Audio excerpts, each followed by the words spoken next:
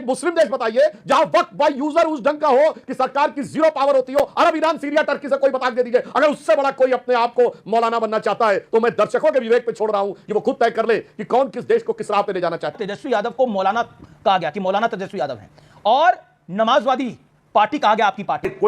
कोई धर्मावलंबी यहाँ अपने धर्मों के प्रति प्रतिबद्ध होकर के नमाज पढ़ता है, उसका भी अदब करनी चाहिए।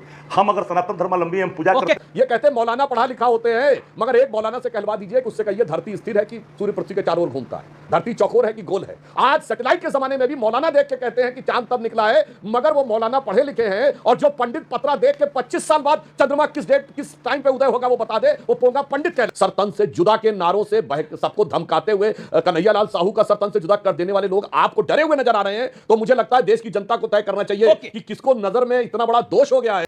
आप सभी का मेरे YouTube चैनल पर एक बार फिर स्वागत है। एक और मजेदार वीडियो आपके सामने प्रस्तुत करने जा रहा हूं। बिहार विधानसभा चुनाव से पहले तेजस्वी यादव को मौलाना तेजस्वी यादव कहने के बाद भारतीय जनता पार्टी और विपक्ष के प्रवक्ताओं के बीच एक तेज पॉलिटिकल डिबेट इस वीडियो में आपको देखने को मिलेगी। आपसे अनुरोध है कि वीडियो को अंत तक जरूर देखें। चैनल पर अगर आप नए हैं तो चैनल को सब्सक्राइब करें, बेल आइकन को दबाना ना भूलें ताकि आने वाली वीडियो का नोटिफिकेशन आपके पास सबसे पहले पहुंच सके। चलिए स्टार्ट करें मेन वीडियो।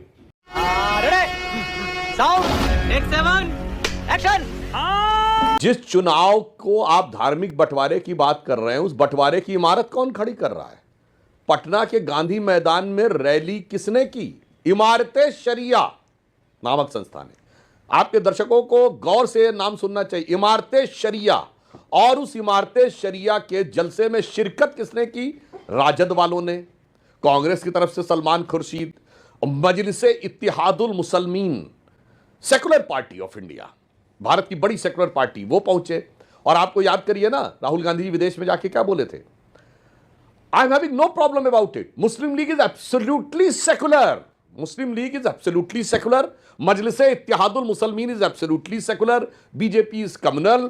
इमारते शरिया के कार्यक्रम में जाना जिसमें बोला गया कि मुस्लिम शरिया के बगैर नहीं रह सकता, और उसके बाद जाकर उसमें डिमांड क्या करना? अमीर जी, वक्फ बोर्ड के जिस कानून के प्रावधान को ये चाहते हैं वो दुनिया में ना सऊदी अरब में है जो इस्लाम की जन्मस्थली है, ना इंडोनेशिया में है जो सबसे बड़ा मुस्लिम देश है, ना टर्की में है जो खलीफत की सीट रही है, पाकिस्तान बांग्लादेश को तो छोड़ ही दीजिए, जो सीरिया और इराक में नहीं है जहां के कुछ हिस्से ISIS Islamic state of Syria and Iraq में है। साहब, उससे ज्यादा बड़ा अगर अपने को कोई मौलाना बनने की कोशिश करे कि उससे ज्यादा कट्टर मुझे कानून चाहिए, तो मैं विनम्रता से और अपने राजनीतिक चैलेंज करके पूछता हूं, पहले तो दुनिया का एक सेकुलर देश बताइए जहां वक्फ बोर्ड का कानून होता हो। आइए देखते हैं। और नंबर 2, दुनिया का एक मुस्लिम देश बताइए जहां वक्त बाय यूजर उस ढंग का हो कि सरकार की जीरो पावर होती हो। अरब, ईरान, सीरिया, टर्की से कोई बता दे दीजिए। अगर उससे बड़ा कोई अपने आप को मौलाना बनना चाहता है तो मैं दर्शकों के विवेक पे छोड़ रहा हूं कि वो खुद तय कर ले कि कौन किस देश को किस राह पे ले जाना चाहता है, कौन सा दल। समझ रहे हो? समझ रहे हो आप? समझ रहे हो? ठीक है, शक्ति यादव, मैं आपके पास आता हूं। भारतीय जनता पार्टी ने एक एग्रेसिव स्टैंड लिया है। बीजेपी ने साइमल्टेनियसली 2 प्रेस कॉन्फ्रेंस करी, एक में बहुत बड़ी लाइन खींची, जिसकी एक फॉलो प्रेस कॉन्फ्रेंस मंगलवार को की गई, और तेजस्वी यादव को मौलाना कहा गया कि मौलाना तेजस्वी यादव हैं, और नमाजवादी पार्टी कहा गया आपकी पार्टी को। क्या आपको लगता है कि उस कार्यक्रम में जाकर बीजेपी ने उसको एक बड़ा, यानी आरजेडी के नेता उस कार्यक्रम में गए, बीजेपी ने उसको बड़ा विषय बना दिया है? अमित जी, सबसे पहले तो मौलाना और मौलवी का आशय पढ़ा लिखा से होता है। अब उसको दूसरे दृष्टिकोण से जो लोग बोलते हैं उनके नज़रिया हो सकते हैं।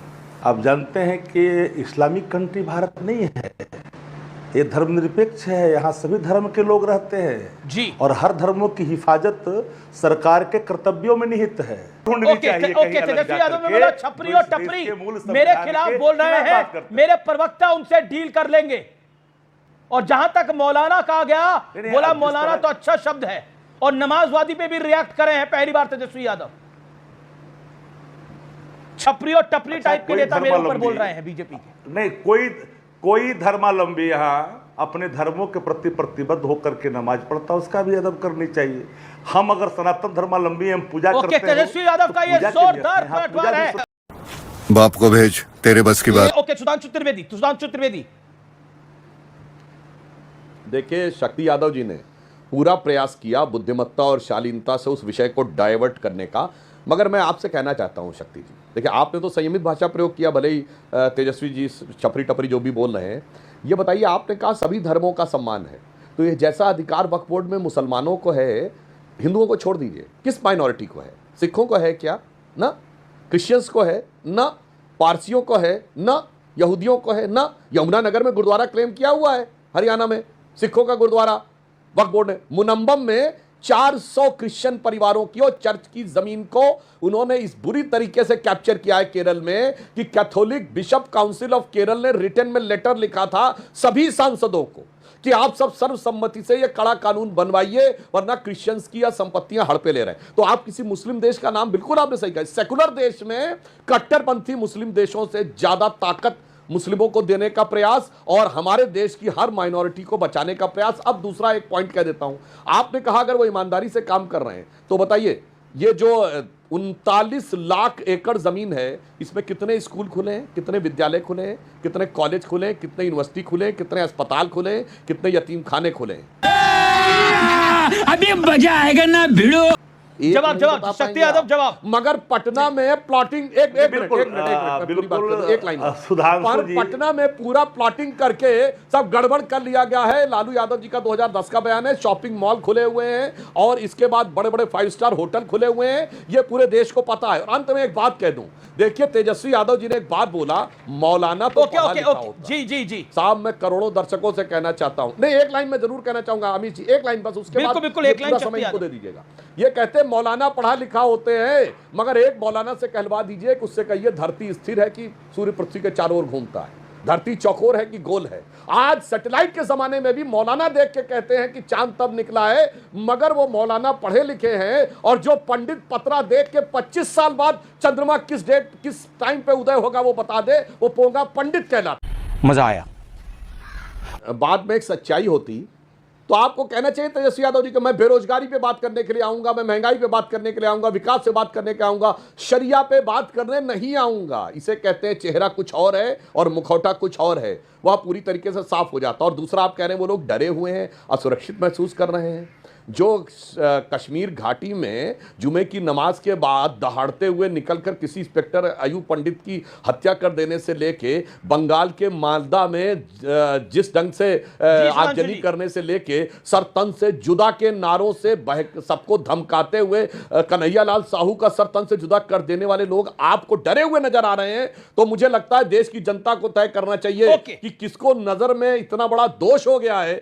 आपने कहा इमारत शरिया में क्या समस्या, बिल्कुल साहब जानते हैं अमित जी, वो तेजस्वी जी ने तीर कहां मारा है, उसका भाजपा से कोई लेना देना नहीं है। इंडी गठबंधन में आपसी प्रतिस्पर्धा है। इमारतें शरिया वालों ने बुलाया तो एक तसले में ईंट लेके चला गया, एक गारा लेके चला गया, अरे बस देखो कितना बढ़िया बढ़िया लगाऊंगा अभी तुम्हारी इमारत पे। तो दूसरा कह रहा मैं पेंट लेके आ रहा हूं, मैं देखो कितना बढ़िया पेंट करूंगा। तो चौथा कह रहा अरे तेरे गुंबद पे कंगूरा तो मैं लगाऊंगा, देखो मड़वा दूंगा कितना बढ़िया। ये आपसी लड़ाई है एमआईएम की, आरजेडी की और कांग्रेस की, क्योंकि जिन कट्टरपंथी मुस्लिमों का वोट वो पाना चाहते हैं, हम तो राष्ट्रवादी मुस्लिमों के साथ हैं, कट्टरपंथियों के साथ नहीं है। कट्टरपंथी के लिए गला काट प्रतिस्पर्धा इनकी है। तेजस्वी जी ने वो तीर मारा है कि कांग्रेस चाहे भी तो ना बोल सके, तिलमिला के रह गए और बोलने के अलावा मतलब एक समर्थन करने के अलावा कोई विकल्प न बचे। तो मैं कह सकता हूं तेजस्वी एक ही बार में इंडी गठबंधन में कांग्रेस को पटरा कर दिया। कैसी लगी आज की वीडियो कमेंट करके जरूर बताएं।